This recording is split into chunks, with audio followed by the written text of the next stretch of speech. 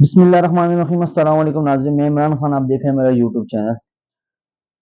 کل جو کمشنر صاحب نے، کمشنر راولپنڈی نے جو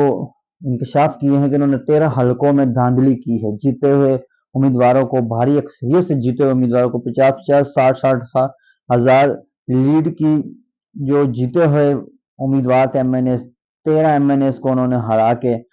مخالف جماعت کو، لیکن مخالف جماعت کو انہوں نے نام بھی نہیں لیا۔ لیکن جیسے انہوں نے یہ اپنا بیان جاری کیا اور پریس کانفرنس کری، اس کے بعد انہوں نے فوراً گرفتاری ان کی ہوگی، اور ان کی گرفتاری کے فوراً بعد ایک دم مسلم لیگ نون کی پریس کانفرنس ہوتی ہے، اور اس میں مریم اورنگزیب صاحبہ کہتی ہیں کہ یہ چیک کریں پچھلے 10 دنوں سے کس کے ساتھ بات چیت ان کی چل رہی تھی، یہ پی ٹی آئی کا بندہ ہے۔ تو مریم نواز کو یہ پوچھو کہ بھائی، جب اس بندے نے یہ ظاہر ہی نہیں کیا کہ ہم نے کون سی پارٹی کو جتوایا، اس بندے نے صرف اپنی غلطی مانی، اور غلطی مان کے اس نے اعتراف کر دیا۔ اس نے یہاں تک کہہ دیا کہ میں اپنے آپ کو پھانسی دینے والا تھا، اور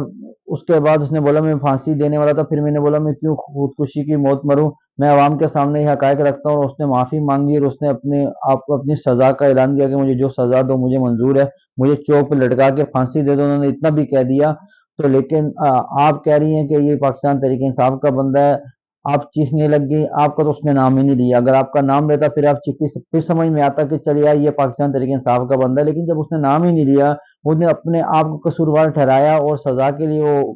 اٹھ کر کھڑا ہو گیا، سزا کے لیے تیار ہو گیا، اس کو گرفتار کر لیا گیا، اور آپ بولی کہ یہ پاکستان تحریک انصاف کا بندہ ہے۔ اس سے کیا ظاہر ہوتا ہے؟ اس سے پھر آپ خود اپنے آپ کو مسلم لیگ نون نے گندا کر دی ہے کہ اس مسلم لیگ نون کے بیانیے کے بعد تو یہ پتہ چل رہا ہے کہ یہ واقعی پھر انہوں نے مسلم لیگ نون کو جتوایا تھا۔ یہ تو پکا کنفرم ہو گیا، کیونکہ جس طرح مسلم لیگ نون کی چیخیں نکلنے ایک دم لگ گئی، اور وہ ایک دم چیخنے لگ گئے میڈیا پہ آگے، حالانکہ ابھی تک کسی پارٹی نے کوئی بیان نہیں دیا، ایک دم مسلم لیگ نون آگئی، مریم اورنگزیب صاحب آ کے فوراً شروع ہو گئی۔ تو اس کا مطلب کیا کہ یہ پکا نون لیگ کو انہوں نے جتوایا۔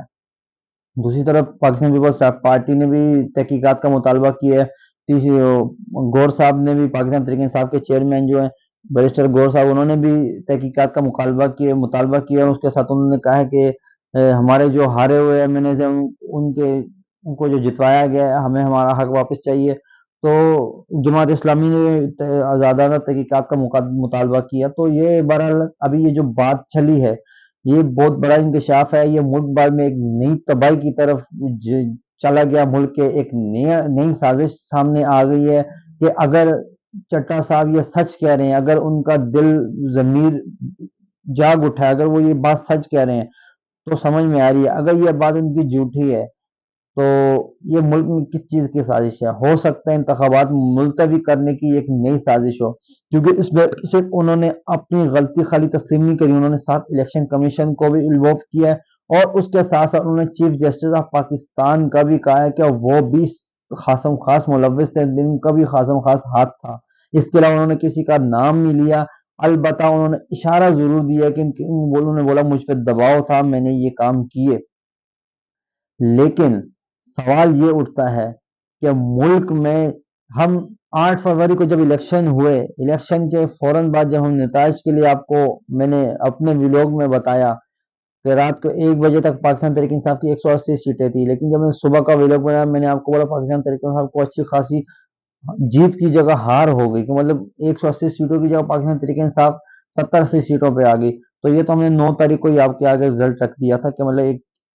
خاص دھاندلی ہے جو رات کو 1 بجے نتائج روکے گے، اور صبح 6-7 بجے نتائج دوبارہ جاری کیے گئے۔ اس نے ان نتائج میں پاکستان تحریک انصاف ہار گئی اور مسلم لیگ نون کی سیٹیں زیادہ ہو گئی۔ یہ تو ہم نے 9 تاریخ کو سب کے سامنے رکھ دیا تھا۔ بہرحال آج کمشنر صاحب نے جو نیا انکشاف کی ہے کہ ہم نے، یہ صرف کمشنر راولپنڈی ہیں، اور راولپنڈی انہوں نے 13 حلقوں کے انتخابات کے نتائج کا انہوں نے بتایا کہ یہاں ہم نے دھاندلی کری ہے۔ اور آپ خود سوچیں ایسے کتنے کمشنر اور کتنے حلقوں میں وہ موجود تھے، اور ان کے سربراہی میں کتنے دھاندلی ہوئی ہے۔ کراچی پہ نظر ڈالیں تو کراچی کے جو کمشنر تھے مصطفیٰ کمال صاحب کے بارے میں بہت انکشاف ہو رہی ہے۔ میں آپ کو بتاتا چلوں، مصطفیٰ کمال جو ایم کیو ایم کے اس ٹائم رکن بھی ہیں، اور اچھے خاصے لیڈر بھی مانے جا رہے ہیں ایم کیو ایم پاکستان کے، ان کے بارے میں انکشاف ہے کہ وہ اس ٹائم کافی تذبذب کا شکار ہے، وہ کافی گھبراہٹ کا شکار ہے کہ ایسا نہ ہو کہ الیکشن کراچی کا جو کمشنر ہے وہ سچ نہ بول جائے، ایسا کہا گیا ہے۔ بہرحال ہمارا کام ہے آپ لوگوں تک یہ بات پہنچانا، ہمیں جیسے موصول ہوئی ہم نے آپ تک پہنچا دی۔ باقی آپ کے سامنے اگر یہ بات حق سچ ہے تو یہ بھی آپ کے سامنے ایک دو دن میں یا کچھ دنوں میں یہ بات بھی سامنے آ جائے گی۔ دوسری طرف الطاف حسین کے بیان بہت تیزی سے آ رہے ہیں پاکستان میں، کیونکہ سوشل میڈیا کے ذریعے الطاف حسین کے بیان اب بہت تیزی سے آ رہے ہیں اور لوگ سنے جا رہے ہیں، بالخصوص کراچی کے عوام کے دلوں کی دھڑکن ہے الطاف حسین۔ یہ تو سب کو پتہ ہے کہ ایم پاکستان کچھ بھی کر لے، مصطفیٰ کمال صاحب جتنی اچھی بھی تقریر کر لیں، کیونکہ مصطفیٰ کمال صاحب بولتے اچھے ہیں، مصطفیٰ کمال صاحب جتنا اچھا بولے، لیکن لوگوں کے دلوں میں جو قیادت ہے وہ الطاف حسین کی ہے، مصطفیٰ کمال کی نہیں ہے، خالق مقبول صدیقی کی نہیں ہے، امین الحق کی نہیں ہے، کسی دوسرے فاروق ستار کی کسی تیسرے کی نہیں ہے۔ جو الطاف حسین کی قیادت میں عوام ایک یکجا کھڑی ہوتی ہے، کیونکہ الطاف حسین کی قیادت میں عوام ایک قوم ایک نسل بن کے کھڑی ہوتی ہے، باقی ان کے نیچے کوئی کھڑا نہیں ہوتا، صرف لوگ نام کے لیے ان کے نیچے موجود ہے، لیکن لوگوں کے دلوں میں آج بھی الطاف حسین دھڑک رہا ہے۔ یہ تو ہم نے پہلے ولاگ میں بھی آپ کو بتایا ہے، ابھی بھی ہم بتا رہے ہیں کہ الطاف حسین نے بھی جب ایم کیو ایم نے 17 سیٹیں جیتی تو الطاف حسین نے حیرت کا مطلب الطاف حسین خود حیران ہو گئے، اور انہوں نے کافی نازیبا بات بھی کری جو ہم اس ڈیجیٹل لائف چینل پہ آپ کو نہیں بتا سکتے۔ بہرحال الطاف حسین کافی حیران ہے اور مطلب یہ کیا ہو گیا، کس طرح ان کو سیٹیں مل گئیں کہ الطاف حسین نے تو وہاں سے بیان جاری کیا تھا کہ ایم کیو ایم پاکستان کو کوئی ووٹ نہ دے۔ الطاف حسین نے اپنے آزاد امیدوار میدان میں اتارے تھے کہ یہ میرے آزاد امیدوار ہے، یہ نشاندہی کرائی تھی، ان کو ووٹ دیں، ان کو ووٹ نہیں ملے، وہ جیتے نہیں، ایم کیو ایم پاکستان جیت گئی، 17 سیٹیں لے کے چلی گئی، 26 سیٹیں صوبائی اسمبلی کی لے کے چلی گئی، جماعت اسلامی کی سیٹیں کٹ گئیں، جماعت اسلامی کو کوئی سیٹ نہیں ملی، پاکستان تحریک انصاف کے جو آزاد امیدوار کھڑے ہوتے بالخصوص گلشن اقبال سے جو امیدوار تھے ان کو ہرایا گیا۔ انہوں نے کافی احتجاج بھی کیا اور انہوں نے الیکشن کمیشن کے آگے بھی جا کے احتجاج کیا، اور اس کے بعد انہوں نے سوشل میڈیا پہ احتجاج ریکارڈ کرایا، جماعت اسلامی کے ساتھ مل کے احتجاج کیا، لیکن بہرحال جن کو جتانا تھا ان کو تو ہر حال میں جتوانا ہی ہے نا۔ آپ کے احتجاج سے بھی اس ملک میں کچھ بھی نہیں ہونے والا،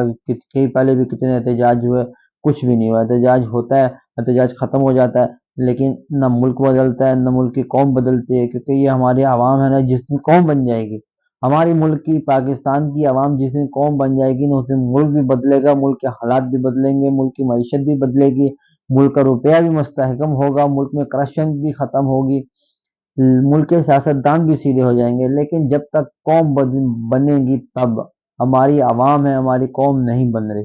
ہماری جب قوم بن جائے گی، جب ایک لیڈر کے پیچھے چلنے والی قوم بن جائے گی، جب ملک بدلے گا، جب ترقی کرے گی، پوری عوام ترقی کرے گی، پورا ملک ترقی کرے گا، پوری قوم پوری نسلیں ہماری ترقی کریں گی، لیکن جب ہم ایک قوم بنیں گے، جب تک ہم عوام بنے ہوئے ہیں کچھ بھی نہیں ہونے والا، کیونکہ ہم جیسے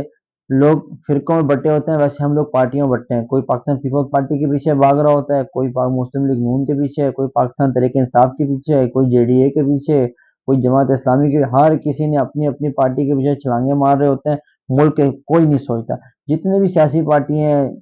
چاہے وہ چھوٹی ہے بڑی ہیں، دیکھو وہ اپنے مفاد کے لیے سیاست کرتی ہیں،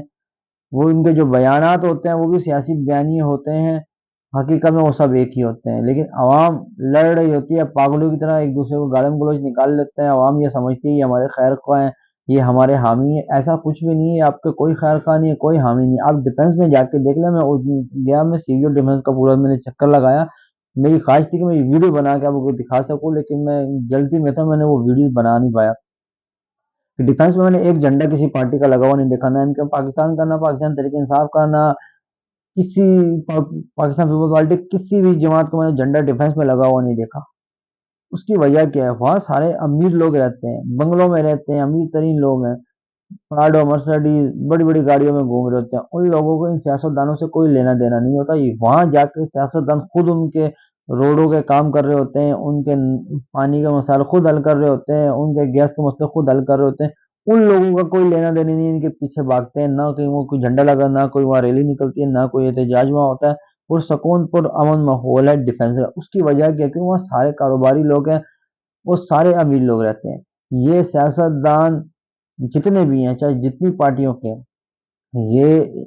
صرف اور صرف یہ کچے علاقوں کی وجہ سے ان کا نام ہوتے ہیں، کیونکہ कच्चे इलाकों से इन्होंने वोट हासिल करने होते हैं और कच्चे इलाकों में इन्होंने जाके आवाम को धोखा देना होता है। डिफेंस में ये किसी को धोखा नहीं दे सकते, क्योंकि डिफेंस वालों को पता है ये किसी काम के नहीं, इन्होंने कुछ काम करने नहीं है, सिर्फ सऊदी में बैठ के आवाम का पैसा इन्होंने खाना है। इसलिए डिफेंस वाले इनको कोई तरजीह नहीं देते,